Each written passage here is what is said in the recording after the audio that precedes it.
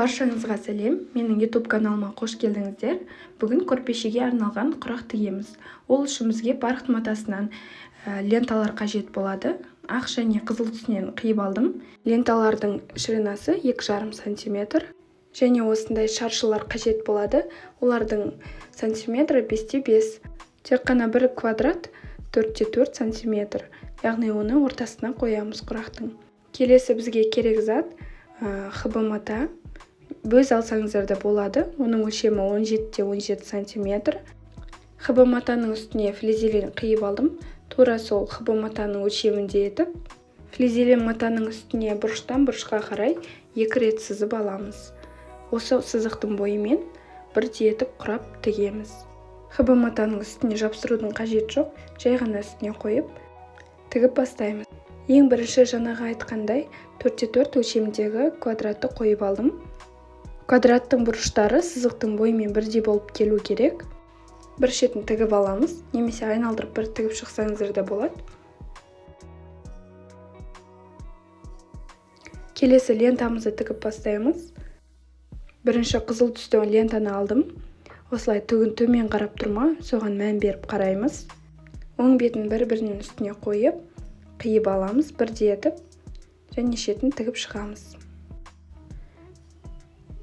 Тігіп болғаннан кейін жіпті үзіп алмай, артқа қарай жылжып, лентамызды ашып, келесі лентамызды қоямыз. Осы 4 бұрышты шашыны қызыл түспен айналдырып тігіп шығамыз.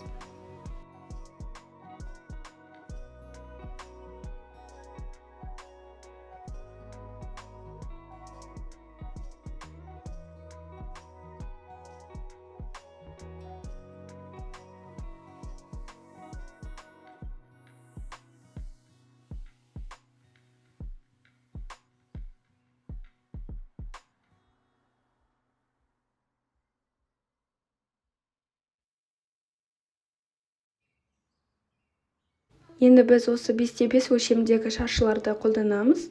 Осылай бұрышқа қойып аламыз. Шаршымыздың бұрышы сызған сызықтың бойымен бірдей болып келу керек. Және мына жерде белгілеп алсаңыздар болады. Немесе қолмен ұстап көргенде өзі сезіледі. Осылай тіп-тіке етіп тігіп шықсаңыздар болады.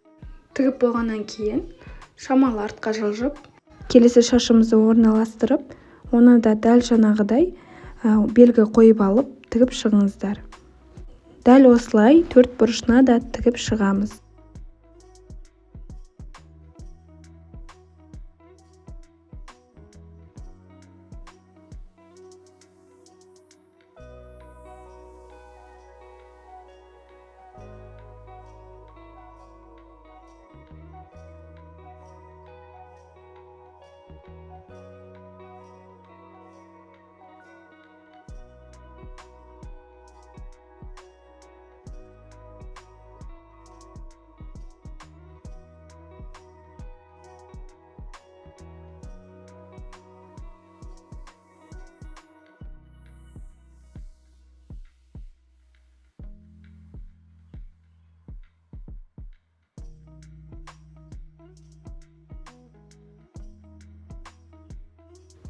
Бірінші айналым бітті, енді екінші айналымды тігіп бастаймыз. Мен екінші айналымды ақ түсті матадан тігемін. Байқаған болсаңыздар, құраған құрақпен сызған бұрыштарымыз бірдей тең болып келіп тұр. Осы сызған сызықтарды пайдаланып құрасаңыздар, құрақтарыңыз өте әдемі, мінсіз болып шығады. Егер құрағыңыз бұрышпен сәйкес келмесе, құрақты сөгіп тастап, және тігу керек. Басында қисық болған құрақ соңына дейін қисайып кете береді. Сол себепті сөгіп тастап, қайтадан тігу қажет. Осылай 4 шетін айналдырып, ақ түсті лентамызбен тігіп аламыз.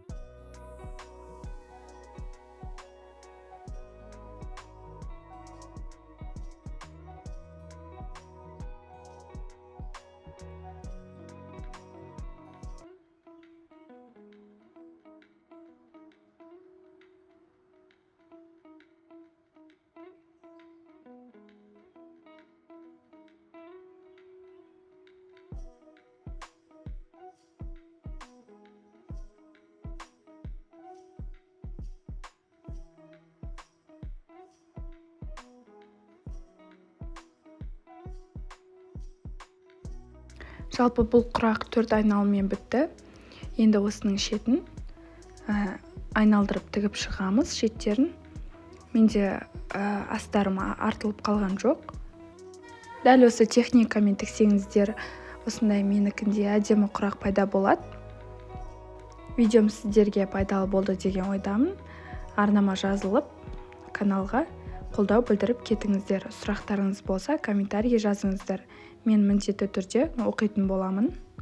Менің каналымда басқа да құрақтың түрлері бар. Сол мастер-класстарға қарап құрақ түрлерін тігіп үйренсеңіздер болады. Міне осындай сапалы әдемі құрақ пайда болды. Шеттері де шығып кетпеген. Астары да тап-таза, жіпті үзбей тіккеннен осындай результат шығады.